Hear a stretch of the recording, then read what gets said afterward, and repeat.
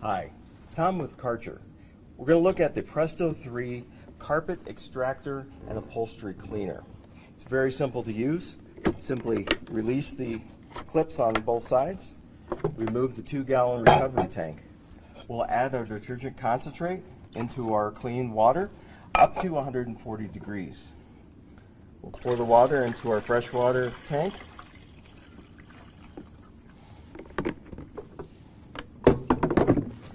Replace the recovery, snap the 2 latches, and we're ready to clean. Here we've got some tomato sauce on some carpet. Squeeze the solution lever on the cleaning tool to spray cleaning solution and place the vacuum head on the surface to be cleaned. Normally, chemical is applied on the push stroke while vacuuming is done on the pull stroke. For heavily soiled carpets, the hand tool may be used in the scrubbing manner, applying chemical in both the push and pull stroke. Always finish up an area with the vacuum pull stroke.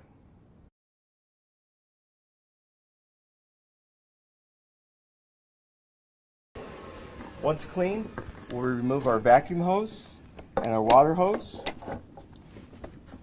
undo our latches, and simply dump out our recovery tank.